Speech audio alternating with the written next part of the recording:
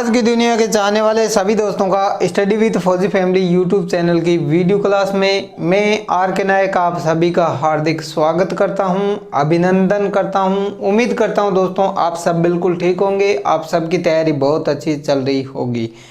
तो आज दोस्तों जो इंडियन पॉलिटी का रिवीजन चल रहा है, इसी का एक और नया एपिसोड हम देखने जा रहे हैं, जो कि दोस्तों एपिसोड नंबर होगा 4। यानी दोस्तों मैं आप सभी से उम्मीद करता हूं कि इससे पहले के जो 3 एपिसोड है वो आप देख चुके होंगे। तो आज दोस्तों हम क्या जानेंगे, भारतीय राज व्यवस्था यानी दोस्तों इंडियन पॉलिटी और इसके अंदर भारतीय संविधान से संबंधित कुछ महत्वपूर्ण जानकारी लेंगे रिवीजन के माध्यम से। अब रिवीजन किसका कर रहे हैं हम, आप सबको पता है कि इससे पहले complete Indian polity master video जो कि 11.25 घंटे का है, उसी का हम क्या कर रहे हैं दोस्तों, रिवीजन कर रहे हैं, ताकि जो चीज़ें उस वीडियो में, अब आप सबको पता है दोस्तों 11-12 घंटे में इंडियन पॉलिटी या कोई भी एक सब्जेक्ट 10-11 घंटे 12 घंटे के वीडियो में कवर नहीं हो सकता।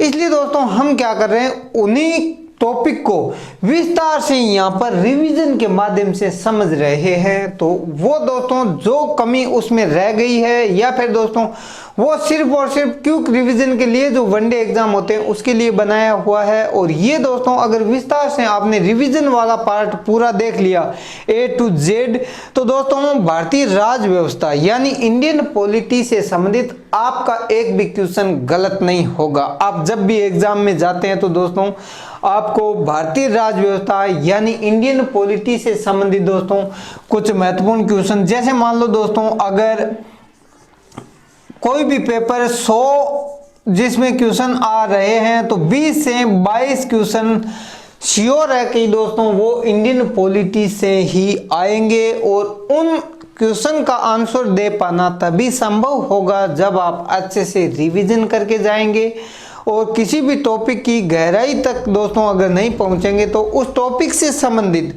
बनने वाला क्वेश्चन आपका गलत नहीं होना चाहिए। ये तभी संभव होगा दोस्तों जब आप अच्छे तरीके से अपने प्लान के साथ में तैयारी की हो।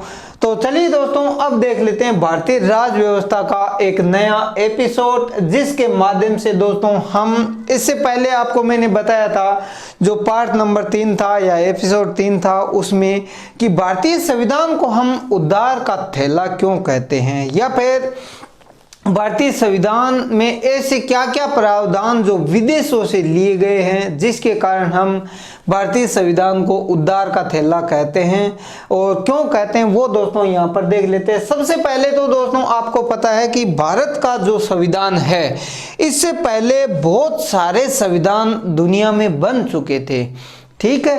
क्योंकि सबसे पहले अगर देखेंगे आप दुनिया का सबसे पहला लिखित संविधान किसका है, तो वो है दोस्तों आपके यूएसए का, यानी दोस्तों अमेरिका का संविधान दुनिया का पहला लिखित संविधान है। इसके बाद में भी दोस्तों बहुत सारे ऐसे देश रहे हैं जिनका संविधान लिखित रूप में था। अब संविधान कितने प्रकार के होते हैं, लिखित और अलिखित, जो कि दोस्तों इससे पहले के पार्ट में आप समझ चुके हैं।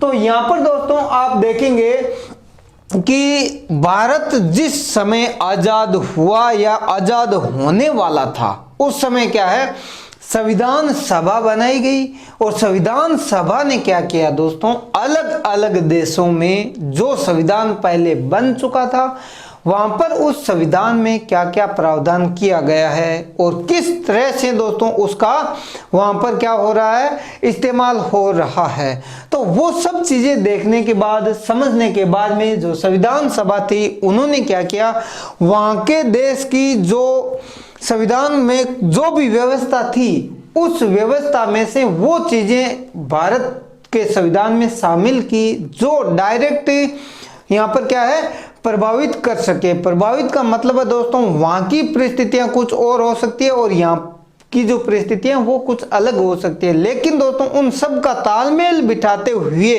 जो प्रावधान हमें अच्छे लगे और हमारे लिए लाभकारी सिद्ध होने वाले थे उनको हमने क्या किया, भारतीय संविधान में शामिल किया। तो यहाँ पर सबसे पहले दोस्तों आप देखेंगे जो अमेरिका का संविधान है, अमेरिका के संविधान से हमने क्या क्या लिया है। तो सबसे पहले दोस्तों मौलिक अधिकार। अब दोस्तों आप सबको पता है मौलिक अधिकार हमारे जीवन में अगर सही तरीके से देखा जाए तो इस अगर मौलिक अधिकार को हटा दिया जाए हमारे जीवन से एक बार के लिए, तो आप सबको पता है दोस्तों मनुष्य का जिंदा रहना ही संभव नहीं है। क्योंकि दोस्तों देखो, प्राण एवं दैहिक स्वतंत्रता, आपको जीने की आज़ादी है, आपको श्वास लेने की आज़ादी है, आपको भ्रमण करने की आज़ादी है। मतलब जो जो आपको मौलिक अधिकार दिए गए हैं, ये अधिकार अगर आपसे छीन लिया जाए, जैसे मान लो आपको प्राण और दैहिक स्वतंत्रता दी गई है, तो अब दोस्तों इसके माध्यम से आपको श्वास लेने की स्वतंत्रता है। अगर दोस्तों ये अधिकार आपसे छीन लिया जाए तब आप बताइए क्या आपका जिंदा रहना संभव है? तो इसलिए दोस्तों आप सब देखेंगे कि मौलिक अधिकारों को हम इतना विस्तार से समझेंगे कि ये हमारे लिए जिंदा रहने के लिए क्यों जरूरी है। अगर दोस्तों मौलिक अधिकार इंसान के हटा दिए जाएंगे तो उसके बाद में दोस्तों सारी जो शक्तियां हैं वो धरी की धरी रह जाएगी। क्योंकि आपके मौलिक अधिकार ही अगर नहीं है आपके पास में तो आप अपने जो शक्तियां हैं उनका इस्तेमाल नहीं कर सकते। तो इसलिए दोस्तों जो मौलिक अधिकार है काफी महत्वपूर्ण है और ये मौलिक अधिकार भारतीय संविधान में अमेरिका के संविधान से लिए गए हैं। उसके बाद में दोस्तों आप चलेंगे तो यहाँ पर आता है सर्वोच्च न्यायालय यानी सुप्रीम कोर्ट। इससे संबंधित दोस्तों आप सबको पता है और न्यायिक व्यवस्था बहुत ज़्यादा ज़रूरी है दोस्तों। कभी कभी क्या होती है कि सरकार जो है संविधान संशोधन कुछ ऐसे कर देती है जिसके माध्यम से वो अपना हित प्रभावित करने के लिए या फिर अपने हित को साधने के लिए वो संविधान में ऐसे संशोधन करती है जिसके माध्यम से उनकी सत्ता हमेशा हमेशा के लिए बनी रहे। लेकिन दोस्तों ऐसा संभव नहीं है। क्यों? क्योंकि दोस्तों न्यायिक पुनरावलोकन की शक्ति सुप्रीम कोर्ट के पास में है और इसी कारण दोस्तों मैंने आपको पहले बताया था कि जो बेसिक स्ट्रक्चर है या फिर मूल ढांचा है उसकी परिभाषा सुप्रीम कोर्ट ही तय करेगा।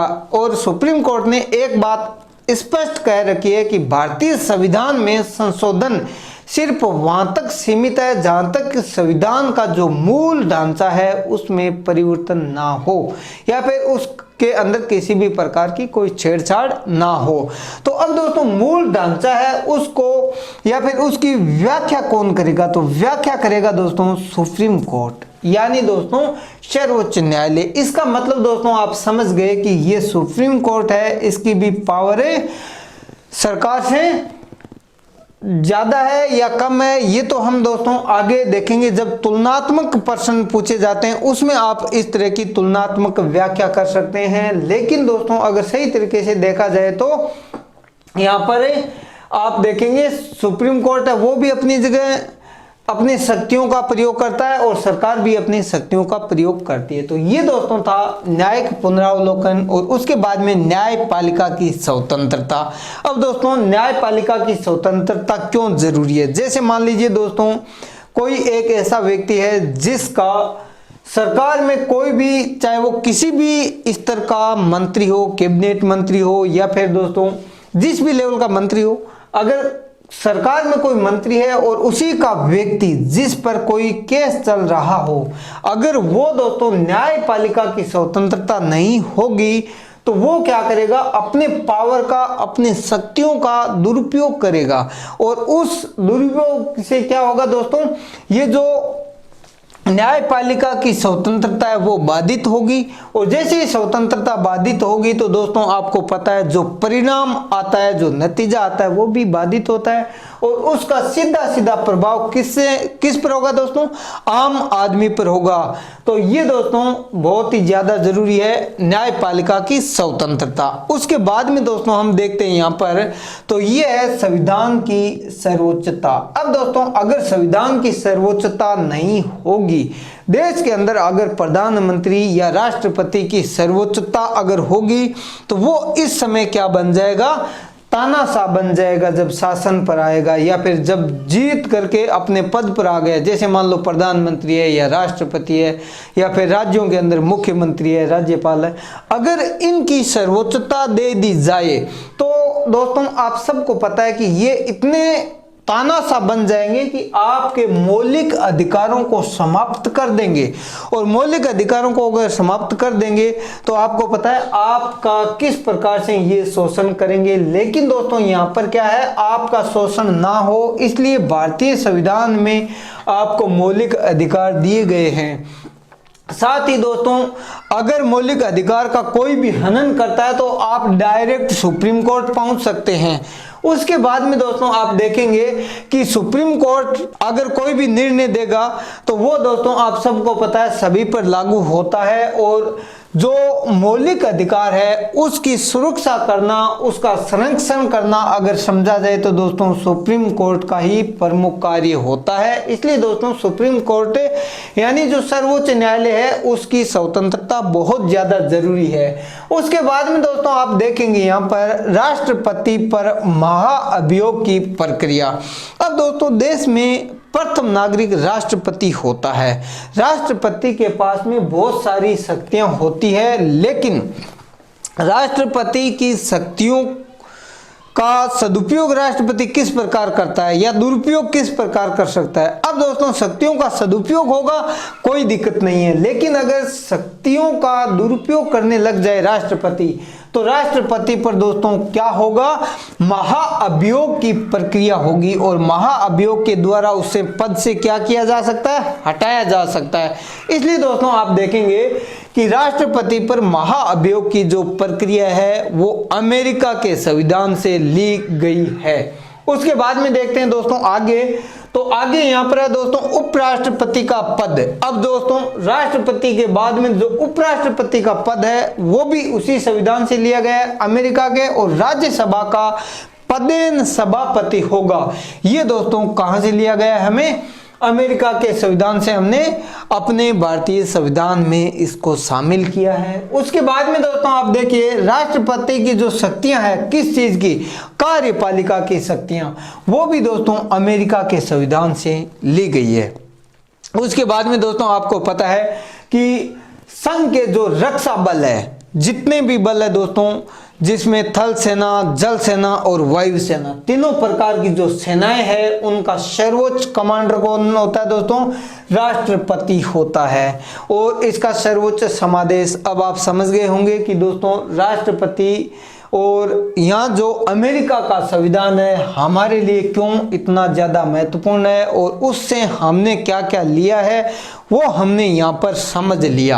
अब दोस्तों उसके बाद में हम चलते हैं जर्मनी की तरफ कि जर्मनी से हमने क्या लिया है। अब दोस्तों जर्मनी से लिया है हमने आपातकालीन उपबंध। अब दोस्तों आपातकालीन उपबंध हमारे लिए क्यों महत्वपूर्ण है और कौन कौन से महत्वपूर्ण आपातकालीन उपबंध है, तो सबसे पहले दोस्तों इसके अंदर हम आपातकालीन उपबंधों में देखेंगे तो राष्ट्रीय आपातकाल देखेंगे, वित्तीय आपातकाल देखेंगे दोस्तों, और एक राष्ट्रपति शासन। ये दोस्तों विस्तार से आगे का जो रिवीजन वीडियो होगा उसमें देखेंगे। तो ये तो रहा दोस्तों आपातकालीन उपबंध। अगर कोई पूछे आपसे कि कौन से भाग में है तब दोस्तों आप बता सकते हो भाग नंबर 18 के अंदर इनका उल्लेख आपको मिलता है। उसके बाद दोस्तों आप देखिए यहाँ पर जो पूर्वी सोवियत संघ है पहले का, अभी तो दोस्तों रूस का विघटन होने के बाद में दोस्तों आपको पता है, लेकिन उससे पहले पूर्वी सोवियत संघ था। तो इससे हमने मूल कर्तव्यों को लिया या फिर मूल जो कर्तव्य होते हैं दोस्तों उनको हमने वहां से लिया। तो ये दोस्तों इससे संबंधित है। अब देखते हैं दोस्तों जापान। तो जापान में भी दोस्तों संविधान है वो भारत के संविधान से पहले बन चुका था, इसलिए दोस्तों जापान के संविधान से हमने क्या लिया है, विधि द्वारा स्थापित प्रक्रिया। यानी दोस्तों विधि द्वारा जो स्थापित प्रक्रिया है उसको हमने जापान के संविधान से लिया है। कनाडा के संविधान से दोस्तों सबसे पहले संघीय व्यवस्था जो है वो हमने कनाडा के संविधान से ली गई है। तो ये तो है दोस्तों कनाडा के संविधान से। और एक और महत्वपूर्ण जानकारी दोस्तों आप यहाँ पर देखेंगे, एक तो है आपका संघ और दूसरे है राज्य। इनके मध्य जो शक्तियों का विभाजन है वो भी हमने कनाडा के संविधान से लिया है। उसके बाद में दोस्तों आप देखिए यहाँ पर ऑस्ट्रेलिया से क्या लिया है, प्रस्तावना की भाषा काफी महत्वपूर्ण है। और केंद्र और राज्यों के बीच में शक्तियों का तो दोस्तों आप देखेंगे कनाडा से है, लेकिन उनके बीच में संबंध कैसा होना चाहिए केंद्र और राज्यों के मध्य, ये कहां से लिया है? तो ये लिया है दोस्तों हमने ऑस्ट्रेलिया के संविधान से। अब चलते हैं दोस्तों आयरलैंड के संविधान से हमने क्या लिया है? तो राज्य के जो नीति निर्देशक तत्व है उनको हमने आयरलैंड के संविधान से लिया है। साथ ही दोस्तों आरएस यानी राज्यसभा। अब दोस्तों राज्यसभा में जो सदस्य मनोनीत होते हैं, अब दोस्तों उस विस्तार का जो वीडियो था जिसके अंदर हमने 10 घंटे 45 मिनट में बनाया था, उसके अंदर विस्तार से मैंने बताया भी था वहां पर कि मनोनीत करने की जो शक्ति है वो राष्ट्रपति को है और किस किस क्षेत्र के लोगों को यहाँ पर मनोनीत किया जा सकता है वो दोस्तों आप देखेंगे। और उसी वीडियो में हमने क्या है इससे संबंधित महत्वपूर्ण अनुच्छेद वगैरह डिस्कस किए थे। उसके बाद में दोस्तों आप देखेंगे यहाँ पर राष्ट्रपति का निर्वाचक मंडल और उसकी पद्धति, यानी दोस्तों राष्ट्रपति का चुनाव कैसे होगा और उसकी क्या पद्धति होगी और इसमें कौन कौन सदस्य भाग लेंगे, ये दोस्तों महत्वपूर्ण जो प्रावधान है वो हमने आयरलैंड के संविधान से लिया है। उसके बाद में दोस्तों आप देखिए आयरलैंड के बाद में देखते हैं यहाँ पर है ब्रिटिश संविधान। ब्रिटिश संविधान से हमने क्या लिया है? संसदीय प्रणाली। संसदीय प्रणाली के बाद में दोस्तों एकल नागरिकता का जो प्रावधान है भारतीय संविधान में हमने कहां से लिया है? ब्रिटेन से लिया है। लेकिन दोस्तों आप देखेंगे तो ब्रिटेन की जगह अमेरिका में चले जाइए, वहां पर आपको मिलेगी दोहरी नागरिकता, जो कि हमारे संविधान में दोहरी नागरिकता का कोई प्रावधान वर्तमान समय में नहीं है। तो ये तो थी दोस्तों एकल नागरिकता से संबंधित महत्वपूर्ण जानकारी। उसके बाद में दोस्तों जो विधि का शासन है वो भी हमने कहां से लिया है? ब्रिटिश संविधान से लिया है। विधि निर्माण ये भी दोस्तों, और जो 2 सदनीय व्यवस्था है यानी द्विसदनीय व्यवस्था भी हमने ब्रिटिश संविधान से ली है। उसके बाद में दोस्तों आप देखेंगे दक्षिण अफ्रीका में क्या लिया है हमने? संविधान में संशोधन की प्रक्रिया। अब दोस्तों संविधान बनकर तैयार हो गया और उसके बाद में हमने आज तक इसमें कितने संविधान संशोधन होते हुए देखे हैं, वो संशोधन की जो प्रक्रिया है वो दोस्तों आप देखेंगे यहाँ पर कहां से ली गई है? तो ये ली गई है दोस्तों आपकी दक्षिणी अफ्रीका से। तो ये दोस्तों महत्वपूर्ण है। अब दोस्तों देखते हैं यहाँ पर, ये है दोस्तों आपका भारत शासन अधिनियम 1935।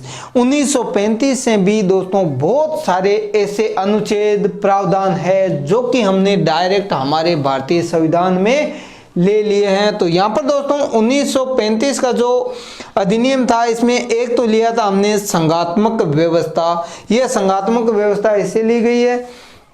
बाकी दोस्तों जो एग्जाम की दृष्टि से महत्वपूर्ण टॉपिक है उसमें एक महत्वपूर्ण जानकारी आपको पता होनी चाहिए, जो कि दोस्तों लोक सेवा आयोग, ये भी कहां से लिया है हमने? भारत शासन अधिनियम 1935 से लिया गया है। अब दोस्तों भारतीय संविधान को वकीलों का स्वर्ग किसने कहा? अगर इस टाइप का क्वेश्चन एग्जाम में पूछा जाए तो आपका गलत नहीं होना चाहिए। आपका राइट आंसर क्या होना चाहिए दोस्तों? Ivor Jennings. तो ये दोस्तों इन्होंने क्या कहा था कि भारतीय संविधान वकीलों का स्वर्ग है। अब दोस्तों आप आशा करता हूं ये वीडियो देखने के बाद इसमें जो जो महत्वपूर्ण जानकारी आपको दी गई है, एग्जाम में जाने से पहले एक बार रिवीजन करके जाना। अगर भारतीय संविधान से संबंधित पूछा जाएगा कि कौन कौन से स्रोत कहां से लिए गए हैं, तो दोस्तों आपका आंसर गलत नहीं होना चाहिए। अब दोस्तों कभी कभी क्या होता है, जैसे मान लो दोस्तों अमेरिका का संविधान और उसके साथ में कनाडा, ऑस्ट्रेलिया, आयरलैंड, 4 यहाँ पर देशों के नाम रहेंगे और उसके सामने क्या होगा दोस्तों, उनसे जो जो प्रावधान लिए गए हैं इनमें से कोई महत्वपूर्ण एक दो प्रावधान है वो छांट करके वहां पर लिख देगा और आपसे पूछेगा कि मिलान कीजिए कि हमने आयरलैंड के संविधान से कौन सा प्रावधान लिया है, अमेरिका के संविधान से कौन सा प्रावधान लिया है। जब तक दोस्तों इनको आप बार बार रिवीजन नहीं करेंगे तो याद नहीं रहेगा, इसलिए दोस्तों बार बार रिवीजन करते रहिए। मिलते हैं दोस्तों अगली क्लास के साथ। धन्यवाद। जय हिंद। वंदे मातरम।